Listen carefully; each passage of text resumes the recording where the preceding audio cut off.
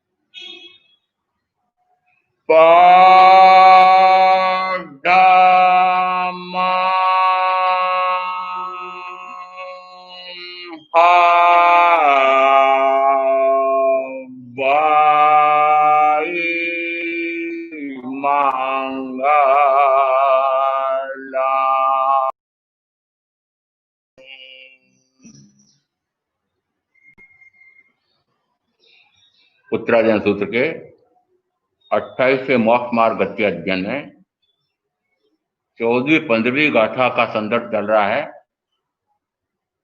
जीव अजीव बंध, पुण्य पाप आश्रव, संवरण निर्जरा मोक्ष, इन 9 तत्वों का जैसा स्वरूप तीर्थंकर परमात्मा ने जिन भावों से फरमाया है, वैसा ही समझ करके भाव पूर्वक श्रद्धान करने से सम्यक होता है। इसका अर्थ है कि 9 तत्वों को समझना भी आवश्यक है। 5 अस्तिकाएं हैं, 9 तत्व हैं, ज्ञान दर्शन चारित्र रूप मोक्ष का मार्ग है। इस मोक्ष के मार्ग पर आरूढ़ होने के लिए 5 अस्थिकायों से द्रव्यों का स्वरूप भी समझना पड़ेगा और नौ तत्वों का स्वरूप भी समझना पड़ेगा। नौ तत्वों में प्रथम टिकड़ी में जीव इस अजीव पुद्गल परमाणु के स्कंद रूप शरीर से बंधा क्यों? बंधा तो अनादि से है, परंतु फिर भी किसी समय से प्रारंभ माने तो प्रारंभ तो माने, परंतु वह प्रारंभ है नहीं, इसलिए सबसे पहले बंधन गिनते हैं शरीर आदि का। इस शरीर से जो बंधन हुआ है उसका कारण क्या है?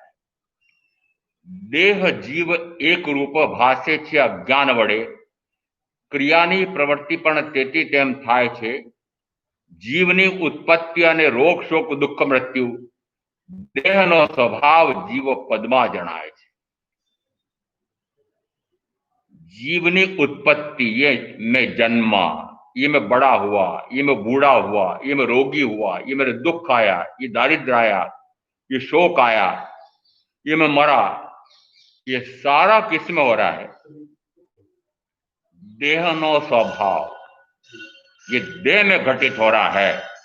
और जिसको मैंने देह में घटित हो रहा है इसको समझा नहीं, और मैंने ऐसा समझा कि मुझ में घटित हो रहा है।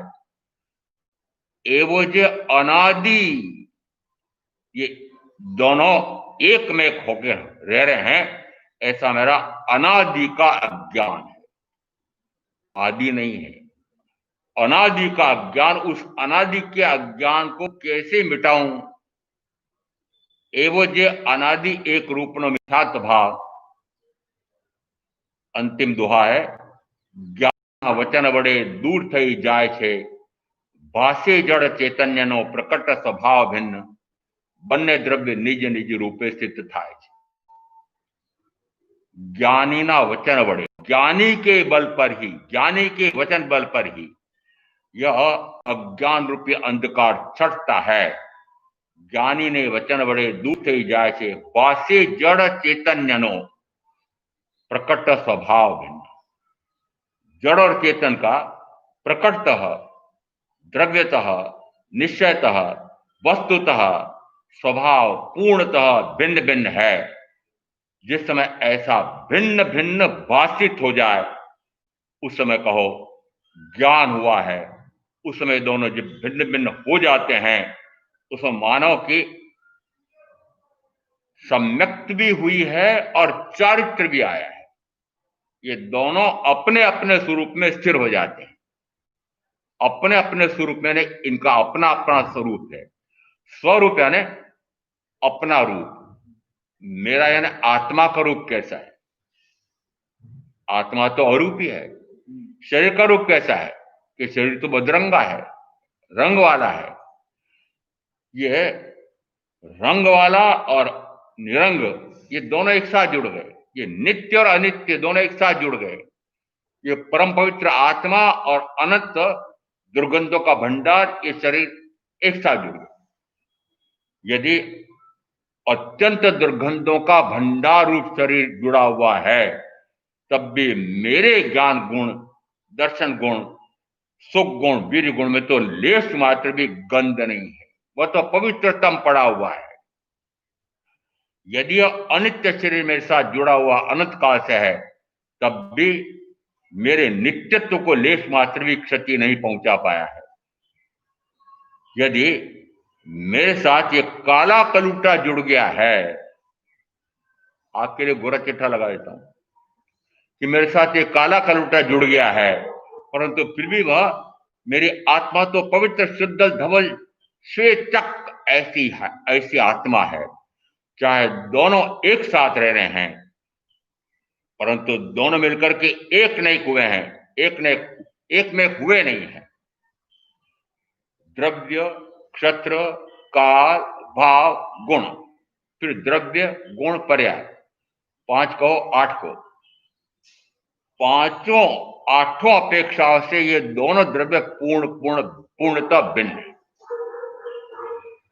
इसका अर्थ है कि जिस समय ऐसा पूर्णता का ज्ञान और भान होता है, उस समय ये पूर्णतः एक दूसरे से पृथक हो जाते हैं। ऐसा भावों में जब पक्का होता है,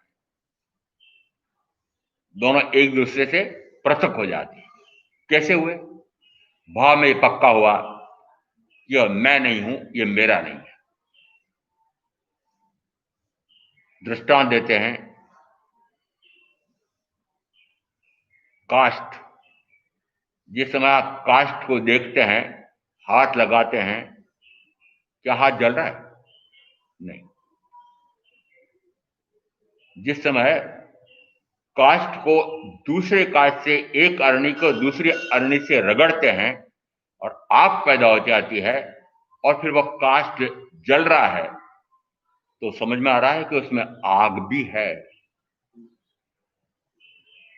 समझने के लिए कहा, दोनों एक साथ होते हुए भी काष्ठ काष्ठ रूपी था, अग्नि अग्नि रूपी थी, काष्ठ काष्ठ रूपी है, अग्नि अग्नि रूपी है, काष्ठ काष्ठ रूपी रहेगा, अग्नि अग्नि रूपी रहेगी। मैं आत्मा चाहे अनंत काल से इस शरीर के साथ रहा, तब भी मैं आत्मा अनादि से इससे पूर्णतः पृथक, अनंत काल तक पृथक ही रहूंगा। ये मुझसे पूर्णतः पृथक, अनंत काल तक पृथक ही रहेगा। दोनों एक में एक हो नहीं सकते हैं। साथ रहने में बाधा नहीं। साथ रहना भिन्न बात है और एक में खो जाना भिन्न बात है। गोरक्षा आयोग की बैठकों में गुवाहाटी या कहीं गए थे, वहां पर एक बहुत बड़ा बगीचा था, तरह तरह के खेल खिलौने। मैंने वहां गुब्बारे देखे थे, बड़े बड़े गुब्बारे। उसमें आधा भाग तेल भरा हुआ था। बच्चे आते, बड़े भी थे, मुक्का मारते थे। वो सारा तेल, आधा भाग पानी, दोनों मिलकर के एक में खो जाते। आधा भाग पानी है, आधा भाग तेल है, और दोनों मिलकर के एक में एक दिख रहे हैं। एक में एक दिख रहे हैं। उन बच्चों को अनुभव नहीं आता है, बड़ों को भी नहीं आता है, आपको भी नहीं आता है। आपको एक में ही दिखते हैं। वस्तुतः ये दोनों भिन्न भिन्न है। कैसे पता लगा? कि जैसे ही थोड़ी देर बाद वो गुब्बारा ठंडा होता है, रुक जाता है, उस समय तेल के स्थान पर आ गया और पानी पानी के स्थान पर आ गया। देह जीव एक रूप भाषे छे अज्ञान। और आगे अंतिम दिया कि जाने ना वचन बड़े दूर थे जा। दोनों एक दूसरे से पृथक पृथक हो जाते हैं। तो पृथक पृथक हुए, ऐसा कहूं, 14वें गुणस्थान के अंतिम समय पर ये दोनों एक दूसरे से पृथक पृथक होंगे। उत्तराजन सूत्र के 23वें अध्ययन में इंद्रभूति गौतम केशिक श्रवण को कहते हैं, समुद्र रूपी समुद्र, समुद्र रूपी नहीं है, एक चतुर्भुज संसार समुद्र है। उसमें पार करने के लिए एक नाव है और मैं आत्मा एक नाविक हूं। इसलिए इस संसार समुद्र को पार करके और मोक्ष के किनारे तक जाने के लिए यह नाव तो साथ में रहेगी।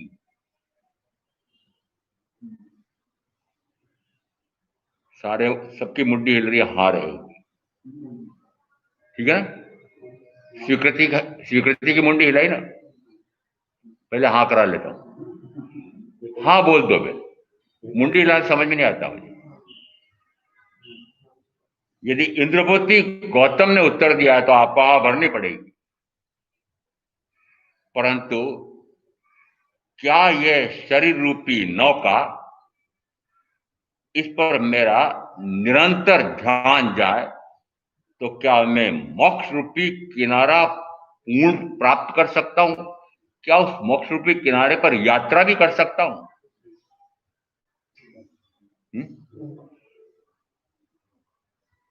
मोक्ष के उपाय के लिए, मोक्ष की प्राप्ति के लिए मनुष्य भाव अनिवार्य है। मनुष्य भाव के बिना और किसी भाव में मुक्ति, या यहां तक कहो कि मुक्ति का उपाय भी नहीं। चंद्रकोशिक शर्त के लिए कहा जाता है कि जिस समय ऐसी उग्रतम बाह्य में तपस्या दिखाई दे रही है, शरीर छलनी हो गया है, मात्र हाड़ का पिंजरा रह गया है, ऐसा छलनी कैसे हुआ कि जिस समय फन तो बामी में डाल दिया, शरीर बाहर लेटा दिया, उस समय नाग देवता प्रकट हुए, ऐसा सारा फैला संसार में। उस समय कोई वहां धूप नैवेद्य चढ़ा जाते थे, कोई घी, कोई दूध, कोई दही डाल जाते थे, कोई मीठा डाल जाते थे। चींटी मकोड़े आ गए, वो खा लिया, उसके बाद में अब किसको खाएं, तो उसकी चमड़ी नोचने लगे, फिर रक्त चूसने लगे, छेद पड़ गए, फिर पक्षी झपटने मारने लगते हैं, और ऐसा करके सारा रक्त मांस नोच लेते हैं और कंकाल बच जाता है। परंतु मैंने भी तो उनको डसा था आदि, वे तो लेश मात्र भी विचलित नहीं हुए, अडोल अकंप आसन में रहे, तो मैं हिलन हिलन डुलन क्यों करूं? यदि हिले डुले तो उस सर्प की पूंछ जरा सी हिल जाए तो कितने जीव मर जाए। देखो अहिंसा का परिपालक कितना हुआ है। इसलिए लेश मात्र शरीर को हिलाया नहीं, अडोल अकंप आसन है। परंतु मैं यहां तक कह सकता हूं कि अडोल, इसका अर्थ है कि कितने कर्मों की निर्जरा कर ली होगी। इसका अर्थ हुआ कि इतने कर्मों की निर्जरा हुई है, तो इस निश्चित मानना कि निरंतर एक अंतर्मूर्त वह कम से कम 2 आवली का भी हो सकता है, अधिकतम 48 मिनट से कुछ न्यून हो सकता है, तो तब तक उनका भी निरंतर ध्यान आत्मा में रहा। ऐसी उत्कट साधना करने वाले यदि मनुष्य हो तो उसी भाव में मोक्ष उनको क्यों नहीं हुआ? तिर्यंच, इसका अर्थ क्या निकला, ये मुझे आपको बताने की जरूरत क्या पड़ी कि तिर्यंच भाव से मुक्ति नहीं है, देव भाव से नहीं है, नरक गति से कि नहीं है, क्या बचा? मनुष्य भाव। इसका अर्थ है कि मनुष्य भाव ही एकमात्र ऐसा भाव है कि जिसमें मोक्ष का उपाय भी हो सकता है और मोक्ष हो सकता है, दोनों हो सकते हैं। उपाय है तो उपेय भी हो गई, उपेय है तो उपाय है ही। उपेय का अर्थ होता है जिस उपाय से वह सिद्ध हुआ है उसको कहते उपेय। तो आत्मा या आत्मा के गुण उपाय भी हैं और आत्मा या आत्मा के गुण उपेय भी हैं। यदि मनुष्य भाव की इतनी महत्ता है, मनुष्य शरीर की इतनी महत्ता है, तो इस अपेक्षा से आया है कि जब तक ये चतुर्गत्र संसार समुद्र का किनारा ना आ जाए, तब तक इस मनुष्य शरीर रूपी नाव को तो रखना पड़ेगा। अब तो हाँ भर दो, पक्का कह दिया मैंने। और अब मैं कह रहा हूं कि यदि चौथे गुण स्थान पर भी आना हो तो इस मनुष्य शरीर से दृष्टि हटाए बिना चौथे गुण स्थान पर नहीं आ सकती। आत्मदृष्टि, अपने आप पर दृष्टि हुए बिना, अपने आप का जानना हुए बिना, तो पर का जानना रुकता नहीं है, पर का देखना रुकता नहीं है, पर में रमण करना रुकता नहीं है। जिस समय चाहे कुछ समय के लिए अंश मात्र भी स्व का जानना, स्व को देखना, स्व में रमण हुआ था, उस समय कहा जाता है चौथा गुणस्थान अविरत सम्यक दृष्टि गुणस्थान है। इसका अर्थ है कि चौथे गुणस्थान से 13वें 14वें गुणस्थान तक की यात्रा में क्या हो रहा है कि शरीर से दृष्टि हटी है। शरीर से दृष्टि हटे तो आत्मा में डटे। इसका अर्थ है कि शरीर से दृष्टि हटी है, तो फिर ये इंद्रभूति गौतम ने क्यों कहा कि ये शरीर रूपी नौका तो मोक्ष का किनारे आने तक रखनी पड़ेगी। मर्म समझना पड़ेगा।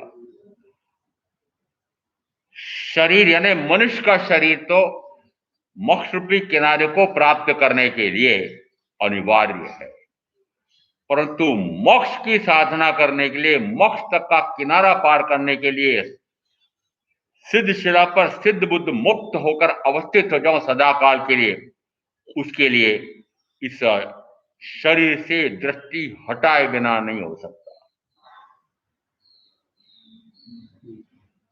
उसको ये 26 जनवरी के प्रवचन में समझाता हूं, पर अब आपको समझा देता हूं। अंग्रेजों ने जिस समय आधी अधूरी आजादी दी थी 15 अगस्त 1947 को, उस समय उन्होंने एक कानून बनाया, भारतीय स्वतंत्रता अधिनियम 1947। उसमें विधान किया कि हम भारतवर्ष को आजाद करते हैं, परंतु पूर्ण आजादी तब होगी कि जिस समय वे अपने आप को स्वयंभू सत्ता संपन्न ऐसा राष्ट्र घोषित कर देंगे, तब हम पूर्ण स्वतंत्रता देंगे। इसका अर्थ है कि आधी अधूरी तो मिल गई थी, पर पूर्ण नहीं मिली थी। उस समय भी गवर्नर जनरल इंग्लैंड की महारानी नियुक्त करती थी। पहले तो अंग्रेज ही नियुक्त होते थे, 47 के बाद, 15 अगस्त के बाद फिर भारत का नागरिक वह गवर्नर जनरल बना, परंतु फिर भी नियुक्ति किसने की? लगाम तो उन्हीं के हाथ में थी अभी भी। इसका अर्थ है कि अभी आजादी अधकचरी थी, आजादी अधकचरी चौथे गुण स्थान पर। अब पूर्णता को प्राप्त कब होगी? कि जिस समय भारतीय लोगों ने, भारतवासियों ने एक संविधान सभा बनाई, उसमें पूरे भारतवर्ष के 500 करीब प्रतिनिधि गए और उन सब ने बैठ करके एक संविधान बनाया, और उस संविधान में घोषित किया पहले ही कि अब भारतवर्ष एक संप्रभुता संपन्न पृथक स्वतंत्र गणराज्य होगा। अंतिम धारा में आया, अंतिम अनुच्छेद में आया कि अब हम भारतीय स्वतंत्रता अधिनियम 1947 इसको अपास्त करते हैं। जिस कानून के अंतर्गत मुझे स्वयंभू सत्ता संपन्न राष्ट्र घोषित करने का अधिकार मिला था, उसी कानून को मैं लात मार रहा हूं, अपास्त कर रहा हूं, निरस्त कर रहा हूं। सिद्धांत, ये दृष्टांत समझ में आ गया।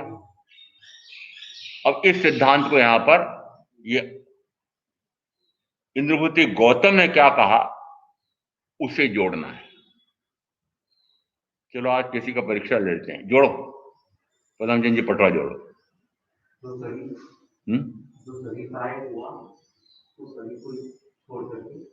संपन्न गणराज्य भारत है ऐसा घोषित करने के लिए हमें अधिकार चाहिए था, कानून बना, असंविधान बनाने का।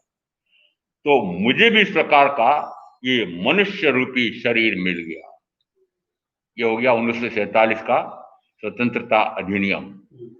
और अब मैंने इस मनुष्य शरीर के प्राप्त होने के बाद फिर अपनी सप्रभु सत्ता स्थापित की। किस पर स्थापित की? और इस शरीर पर, शरीर के साथ जुड़े हुए धन वैभव पद प्रतिष्ठा कुटुंब परिवार पर, इस कर्म पर, इस विकारी भाव पर, उन सारे विकारों पर, विभावों पर, पर पदार्थ पर मैंने अपनी सत्ता स्थापित की। दास्ता मिटाई। कौन सी दास्ता? अब मैं पूछूं आपसे, शरीर के दास हो कि नहीं? शरीर जो जो कार्य बताता है, मांग करता है, पूरी करते हो? इंद्रियां जो जो मांग करती हो, पूरी करते हो? प्रिय प्राण प्यारी, प्राण प्यारा परिजन जो जो मांग करते हैं, पूरी करते हो? हाँ ना, तो बोलते जाओ। हाँ, तो किसके दास हुए? पराये के दास हुए? पर के दास हुए? अब पराई की दास्ता यदि नहीं मिटी तो स्वयं का स्वातंत्र प्रकट होगा। इसलिए पराई की दास्ता मिटाने के लिए मुझे मनुष्य भाव चाहिए। अंग्रेजों की दास्ता मिटाने के लिए मुझे अंग्रेजों का कानून स्वतंत्रता अधिनियम 1947 चाहिए था, परंतु उस कानून के आधार पर मैंने अपना स्वतंत्र संप्रभु संपन्न गणराज्य घोषित कर दिया। मैंने भी इस मनुष्य भोग को प्राप्त करके और इससे दृष्टि हटा करके आत्मदृष्टि करके निरंतर आत्मदृष्टि करके निरंतर आत्मज्ञान में रह करके निरंतर ज्ञाता दृष्टा निरंतर ज्ञाता दृष्टा निरंतर सर्वप्रमाणता ऐसे करते करते इस आत्मा की सत्ता शुद्ध सत्ता प्रकट कर ली है। सर्व प्रकार की दास्ताओं से मुक्त होकर के स्वतंत्र स्थापित सत्ता हो गई है। उसको आगे जाकर हम कहते हैं कि सिद्ध शिला पर उसकी सत्ता स्थापित होगी। अभी तो आत्मा की सत्ता आत्मा पर स्थापित हुई है। वह आत्मा की सत्ता स्थापित होने के लिए शरीर पर से शरीर की दास्ता से दृष्टि हटानी पड़ेगी कि नहीं।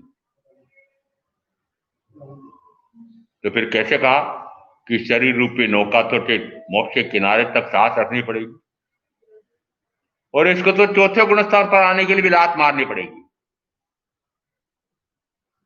इसका अर्थ है चौथे गुण स्थान पर लात मारी है वह अभी थोड़े से अंश में है, हटा नहीं पूरी तरह से हो।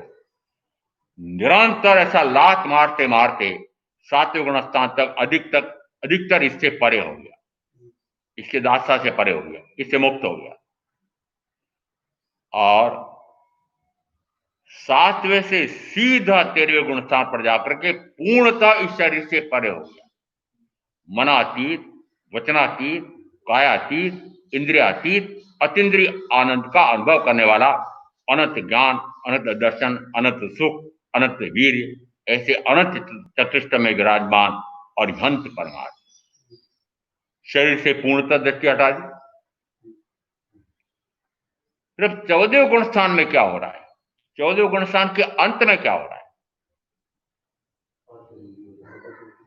14वें गुण स्थान के अंत में वह द्रव्यतः शरीर भी पृथक हो रहा है। तो द्रव्यतः शरीर कब तक रहेगा कि 14वें गुण स्थान के अंतिम समय तक। तो यहां अर्थ क्या निकला? जो उत्तर दिया था इंद्रभूति गौतम ने केशव कुमार श्रमण को, उसका अर्थ क्या निकला कि द्रव्यतः तो यह शरीर 14वें गुण स्थान के अंत तक साथ रहेगा, परंतु चौथे गुण स्थान से छूटना प्रारंभ हो जाता है। भावतः वह चौथे गुण स्थान से छूटता है। तो प्रथमतः इस शरीर को, शरीर के साथ जुड़े को किससे छोड़ना है? भाव से। छोड़ो कैसे? अभी सारे द्रव्यतः छोड़ छोड़ करके आए हैं। क्या कोई प्राण प्यारी को, कोई प्राण प्यारे को पल्ले बांध कर लाया है? कोई मकान को, दुकान को, कल कारखाने को पल्ले बांध के लाए हो? धन वैभव को पल्ले बांध के लाए हो? बंधा हुआ है? आपको लग रहा है नहीं बंधा हुआ, मुझे लग रहा बंधा हुआ है। मुझे लग रहा है बंधा हुआ है। भगवान जिस समय श्रमणोपासक, श्रमण उपाश्रय में, श्रमणोपाश्रय में सामायिक यावत पोषद की साधना कर रहा होता है, उस समय वह अपने भंडोपकरण, वस्त्र, अलंकार आदि पृथक करके और उस समय वह सामायिक यावत पोषद करता है। उसी काल में यदि उसकी पत्नी के साथ कोई जार कर्म करे तो भगवान उस काल में वह उसकी पत्नी है कि अपत्नी है? कल प्रश्न थोड़ा सीधा था, आज टेढ़ा है। सामायिक के काल में, पोषद के काल में तो पूर्णतः पृथक पृथक है। भाव से चौथे गुण स्थान आता है तो भाव से होता है। सामायिक का 5वां गुण स्थान हो गया, मेरे अपेक्षा से छठा सातवां हो गया। क्या भाव से पृथक हुई थी आपकी प्राण प्यारी, आपका प्राण प्यारा? उत्तर क्या आया कि जिस समय वह सामायिक यावत पोषद में है, तब भी वह उसकी अपत्नी नहीं, पत्नी ही है। क्यों? सामायिक या पोषद पार करके उस पति या पत्नी से संबंध पालोगे कि नहीं? तो कैसे पृथक हुए बताओ? फिर पृथक कैसे हुए? हुए नहीं, हुए नहीं। बड़ी कठिन साधना है, आपने समझ रखा है कि हाँ हमारी तो बड़ी अच्छी साधना चल रही, कुछ नहीं चल रहा है। वस्तुतः भाव तभी पृथक होता है, और वस्तुतः तो प्रथमतः भाव से पृथक होता है, तभी द्रव्य से पृथक होता है। हो सकता है कि पहले भाव तब पृथक ना हो पाया हो, भावों में पृथकता का भाव नहीं आया हो, और द्रव्य तब पृथक हो जाए, तब भी ज्ञानी ने निषेध नहीं किया है। ज्ञानी कहते हैं कि यदि वह द्रव्यतः सबको छोड़ करके सर्ववृत्ति संयम लेता है, महाव्रत ग्रहण करता है, तो निरंतर उसको सदगुरु का समागम मिलता है, सत शुद्ध श्रवण होता है, और निरंतर उसका तत्व चिंतन परिक्रमा चलती है। उस कारण से वह यदि पहले भाव तक पृथक नहीं हुआ, तो ऐसा सुनते सुनते समझते समझते श्रद्धा करते करते वह भाव सभी छूट जाता है। इसका अर्थ है कि द्रव्यता पृथक होना ये भी सार्थक है, परंतु मैं कब निरर्थक कब कहता हूं कि द्रव्यता तो पृथक हो गए परंतु भाव तक पृथक नहीं हुए, तो द्रव्यता पृथक होने का क्या लाभ हुआ? मात्र थोड़ा सा अशुभ से शुभ में आकर के पुण्य का बंद कर लिया। भाव से भी पृथक होंगे तो संवर है, भाव से पृथक होंगे तो संवर है। भाव से उस पत्नी से संबंध कटा नहीं, वो भंडोपकरणों से संबंध कटा नहीं, इसलिए कहा कि उस समय भी वह भंडोपकरणों से बंधा हुआ है, संबंध तो है। जीव अजीव बंध, ये बंधन कैसे हो रहा है? ये बंधन भाव से है। तो दो अपेक्षा से कहा कि वस्तुतः ये शरीर आदि से जो बंधन है, कर्मादि से जो बंधन है, वह मात्र भाव से पहले होता है। भाव बंधन पहले है और फिर द्रव्य बंधन है। भाव क्या? विकारी, विकारी भाव। विकारी भाव के कारण से वे जो निरंतर अपने शुद्ध स्वभाव में पर्यायंत्रित हो रहे थे कार्म वर्णा के पुद्गल, उनको मैंने विकृत किया। विकृत कैसे किया? मेरे भावों के कारण से, भावों की तरतमता के कारण से वे कार्म वर्णा के पुद्गल आकर्षित हुए, और फिर वे ज्ञानावरणादि द्रव्य कर्म रूप परिणमित होकर के मेरे साथ बद्ध स्पष्ट हुए। उस समय उन्हें अब कहा जाएगा ज्ञानावरण आदि कर्म। पहले क्या कहला रहे थे? शुद्ध पुद्गल, शुद्ध पुद्गल, कार्बन वर्ण का शुद्ध पुद्गल था, वो अशुद्ध कैसे हुआ? मेरे विकार से। तो मेरे विकार के भाव से वो कार्बन वर्ण का पुद्गल विकारग्रस्त हुआ, और उस कारण से वह कर्म बना, और अब वो कर्म आकर के मुझे विकारग्रस्त करता है। कैसे करता है? क्या करूं महाराज, मोहनी कर्म इतना पड़ा हुआ है, मोह तो होता ही होता है। क्या करूं महाराज, ज्ञानावरणी इतना बांध कर गया हूं, कितना ही स्वाध्याय सुनाओ, कितना ही स्वाध्याय करूं, कितना ही स्वाध्याय साधना करूं, ध्यान साधना करूं, पर फिर भी मोह तो, बोलो ना, आगे तो बोल दो, टूटता नहीं। किसका नहीं टूटता है? मोह टूटता नहीं कि मेरा नहीं टूटता, ऐसे बोलो। मोह तो टूटता नहीं, ऐसा मत बोलो। मोह टूटता नहीं, ये तो सिद्धांत है। अनंत जीवों ने मोह को तोड़ा है, मोहियों से मुंह मोड़ा है। तो कैसे मानते हो मोह टूटता नहीं? यदि अनंतों ने मोहियों से मुंह मोड़ा है, तो मैं क्यों नहीं मोड़ सकता? ऐसा क्यों नहीं मानते हो? यदि अनंतों ने मोह को तोड़ा है, मोह कर्म को क्षीण किया है, तो मैं क्यों नहीं कर सकता? इसका अर्थ है कि उन अनंत ने जो साधना की उनसे प्रेरणा लेनी है। जिस समय होने वाले तीर्थंकर प्रतिज्ञा ग्रहण करते हैं उस समय वे सिद्ध परमात्मा को वंदन करते हैं। लक्ष्य में क्या रखा? सिद्ध। आप आपका लक्ष्य है क्या? मोक्ष, सिद्धत्व प्रकट हो जाए ऐसा लक्ष्य है क्या? नहीं है। वो समस्या वही है कि अभी लक्ष्य नहीं बना है, तो लक्ष्य नहीं बनाया तो सुनना सार्थक नहीं है। नहीं नहीं महाराज, कभी काम आएगा, सुना तो दो। कभी काम आएगा, वो कभी काम आएगा। महाराज बुढ़ापे में जब कोई काम नहीं होगा, वो परिवार वाले झिड़कियां देंगे, तिरस्कृत करेंगे। उस समय में जब एकांत में रहूंगा, उस समय में आपके सारे वचन, वितराग वचन याद करके वितरागी हो जाओगे। हो जाओगे। मात्र समझने के लिए कथा कहता हूं। एक मुल्ला जी बादशाह को प्रतिदिन कुरान सुनाने जाते थे। बादशाह कहते अभी तो राजकाज से फुर्सत नहीं है, वापस लौट जाते थे। फिर दूसरे दिन जाते, तीसरे दिन जाते, प्रतिदिन वही कहते कि अभी समय नहीं है, अभी समय नहीं है। ये आपकी बात कह रहा हूं, अभी समय नहीं है, अभी समय नहीं है। जिस समय श्मशान में, उनके जो कहते हो, श्मशान में जनाजा रखा हुआ था, काटली जनाजा रखा हुआ था, मुल्ला जी आए, वहां कुरान खोल करके बैठे, सुना रहे थे लोग। उनका मुल्ला जी पागल तो नहीं हो गए? किसको सुना रहे हो? बादशाह को सुना रहा हूं। अरे अब कहां बादशाह है? अरे बादशाह दिख तो रहे मुझे। वस्तुतः बादशाह जिस समय थे उस समय उनको सुनने का समय नहीं था। अब इनको सुनने का खूब समय है, इसलिए सुना रहा हूं।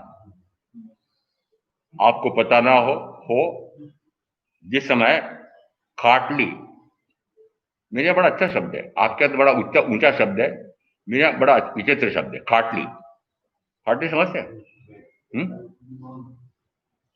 अरे खाटली, जिस समय खाटली आगे आगे चलती है, जिस समय स्वयंवर रचने गए थे उस समय दूल्हा आगे चलता है और बारात, दूल्हा पीछे चलता है, बारात आगे चलती है। योद्धा आगे चलता है, युद्ध लड़ना पड़ेगा तब वो पत्नी मिलेगी इसकी। इसका अर्थ है कि उस समय बाराती आगे आगे चलते हैं और दूल्हा पीछे चलता है। तुलना कर रहा हूं। अब जिस समय शव यात्रा हो रही है उस समय क्या होता है? वो शव पहले चलता है और शव यात्री पीछे पीछे चलते हैं। मुझे याद है वो पीछे चलने वाले बोलते हैं अरिहंत नाम सत्य है। आप क्या है क्या पता? आगे जाता गत्य है, अरिहंत नाम सत्य है, आगे जाता गत्य है। अरिहंत नाम ही सत्य है, आगे तो गति भ्रमण ही गति भ्रमण है। अब उसका भी अर्थ नहीं समझे। मैंने कहा किसको सुना रहे हैं? किसको सुना रहे हैं? वो मुल्ला जी के जनाजे को सुना रहे हैं। आप भी उसी को सुना रहे होंगे। आप इसलिए सुना रहे हैं कि जीवन भर तो सुनने का समय मिला नहीं, मिलेगा भी नहीं। क्यों? क्योंकि आपने जितने जंजाल महाजंजाल पाल रखे हैं, जितने दायित्व मान रखे हैं, जितने आपने फर्ज ओढ़ रखे हैं, जितना कर्तव्य आपने मान रखा है, मैं तो कहता हूं प्रथम तो वो झूठा मान रखा। कोई कर्तव्य नहीं, मात्र आत्मार्थ सद जाए ऐसा मेरा हित मुझ में है, वही मेरा हित है। अन्य सारा हित तो निरर्थक है। आपने माना मैं इसका हित कर दूं, मैं इसका हित कर दूं, मैं इसका भला कर दूं, मैं इसका भला कर दूं। अरे दूसरों का हित कर रहे हो और अपना बुरा हो रहा है। अपना है ना आत्मा को, और दूसरे का भला करते करते या बुरा करते करते, मैं भी भले की बात कर रहा हूं, इसलिए दूसरे का भला करते करते बेटे को खूब पढ़ा लिखा दूं, बेटी को खूब ऊंची पढ़ाई करा दूं, घर बार अच्छा मिल जाए। पराई की पराई का कार्य कर रहे हो, पर का हित साध रहे हो। तो पर का हित जब साधोगे तो अपना अहित हो जाए। और आपकी पूरी जिंदगी अभी तक का आप लेखा कर लेना, करना आज बैठ करके, कि जिसने जितना आयुष का काल व्यतीत किया है, मात्र दूसरों का हित करने के लिए ही आपने सारा कार्य किया है। परिवयन्ते अनियत कामे अहो रातो परितप्त माणे अन्नपमत्ते धन में समाणे पपुत्ति मुत्युम पुरुषे जन्म च। उत्तराजन सूत्र में गाथा आई है, उसमें कहा परिवयन्ते अनित्य कामे, परिवृत्त रहता है, घिरा रहता है, निरंतर वह ऐसे घेरे में फंसा हुआ है, चक्रव्यूह में फंसा हुआ है। परिवयन्ते अनित्य कामे, अनियत काम, अनियत कार्य, अनियत काम भोग, किसके घेरे में फंसे हुए? परिवयन्ते अनित्य कामे ओहे रातों परितप्त माने, और रात दिन परितप्त है, परितापित है, दुखी है, क्लेशित है, तनावग्रस्त हैं, पीड़ित हैं, कुंठाग्रस्त हैं, अवसाद में चले जाते हैं, पागल हो जाते हैं। किसमें? अनित्य काम, नियत नहीं है। कितने काम, गिनती है आपके काम की? जंजाल महाजंजाल की गिनती है? ये सारे के काम निपटाते निपटाते, सारे जंजाल निपटाते निपटाते, कहते हैं रावण भी कुछ इच्छाएं छोड़ करके मर गया। 3 इच्छाएं छोड़ गया। मुझे किसी को पता हो 3 तो बता देना, मुझे तो एक याद है। आकाश में सोने की सीढ़ी लगा दी, पूरी हुई? मृतृष्णा पूरी नहीं होती है। वस्तुतः आपने भी जो जो इच्छाएं कर रखी हैं, कामनाएं वासनाएं कर रखी हैं, और अब मैं पूछ रहा हूं कभी पूरी होंगी? हुई क्या? हुई हो तो बताओ कि होगी। हुई? एक इंद्री तो न्यूनतम हर गति जाती होने में रही होगी, स्पर्शेंद्री। इसका अर्थ है कि जिस जिस समय जिस जिस गति जाती होने में गया, उस समय जो जो इंद्री मिली उसका मैंने चक करके भोग भोगा। और अब उस समय तो एक एक, दो दो, तीन तीन, चार चार ही मिली होगी।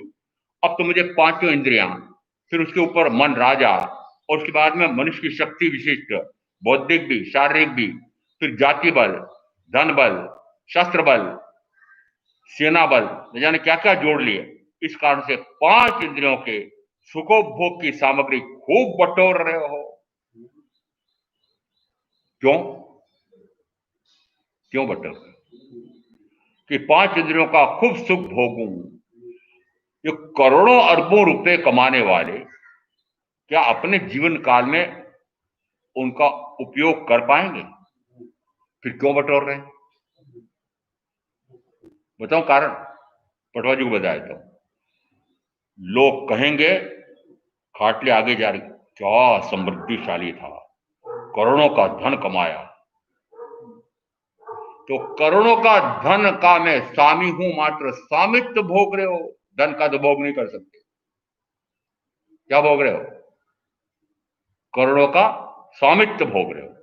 मुझे किसी ने कहा कि एक ऐसा भी भारतीय हुआ जिसने 8,000 करोड़ का मकान बनाया। मैंने कहा मकान कहें उसको, क्या कहें? कितने करोड़ का? 8,000 करोड़ का। तो अब बताओ इतनी रिद्धि संपन्नता किसके लिए? क्या 8,000 करोड़ के मकान में लोटपोट करेगा? और कब तक करेगा? और जब तक इस प्रकार के मकान में लोटपोट करेगा तब तक कर्मों में लोटपोट करने के लिए अनंत भाव भ्रमण करने पड़ेंगे। कहां समझ में आ रहा है? इसका अर्थ है कि इच्छाएं कभी भी पूरी होती नहीं है। आकाश के समान अनंत हैं, पूरी हुई नहीं, होती नहीं, होंगी नहीं। पक्का मानो। जब होंगी नहीं तो फिर कहा इच्छाओं का तो निग्रह करो, और इच्छा निग्रह ही तपस्या है। इसका अर्थ है कि अभी तक जो आप साधना कर रहे हैं वो साधना नहीं है, विराधना है। भगवान के आदेश, निर्देश, उपदेश की विराधना कर रहे हो। आत्महित साधने के स्थान पर पराये का, शरीर का, परिवार का, इनका हित साध रहे हो। और जब तक पराये का हित साध रहे हो तब तक आत्महित नहीं हो रहा है, आत्मा तो का तो अहित ही हो रहा है। इसलिए ये 4 बेढंगी अब छोड़ो और आत्म साधने के लिए प्रयास करो, पुरुषार्थ करो। ऐसा में आप जो करेंगे उनका अवश्य कल्याण होगा। ओम शांति।